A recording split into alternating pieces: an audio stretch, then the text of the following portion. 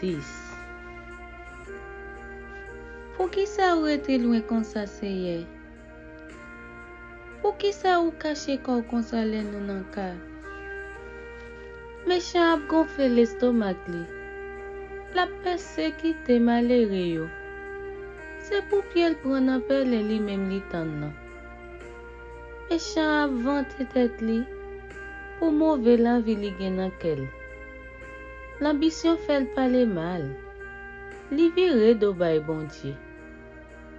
Méchant tellement gen l'orgueil, la plaide dit, bon Dieu pas pénim, pas gen bon Dieu.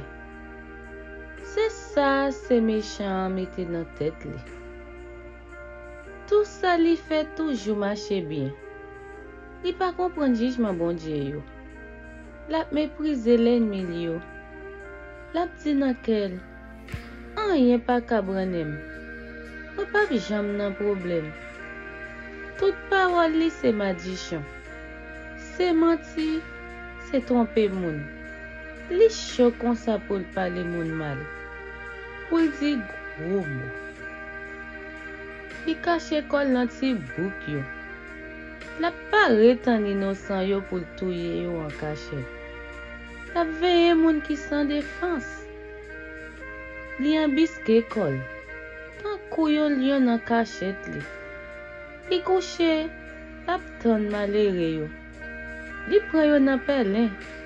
Li traîne yo pote yo ale. Li baisse, li coupi kol. Malheureux tombe nan mel. Méchant dit nan kel. Bon Dieu pas pour qui pe bagay comme ça. Li ferme gel, li pa jam wem. Leve non. Seigneur, vin sauver moi. Bon Dieu, pas oublier mon y a pesé yo. Qui jan méchant fait à mépriser bon Dieu jour pour li di nan kel li. Li pa pini moi. Mais ou marque tout bagay. Ou connaît souffrance ak la peine les hommes. Ou toujours pare pour aider yo. Moun qui sans défense yo, non mais yo lage cause yo. Parce que ou toujours aider moun qui sans papa. Krasé pouvoir méchant yo. Pouvoir moun qui fait mal yo, fait yo rendre compte pour ça y a faire. Jou ki yo disparaît net devant yo.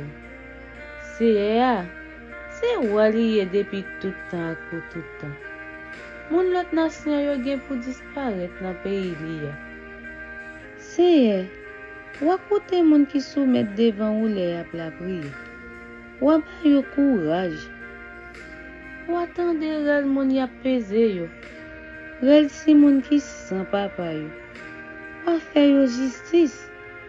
Comme ça, les hommes qui fait ak poussière pas capable faire moun paix encore.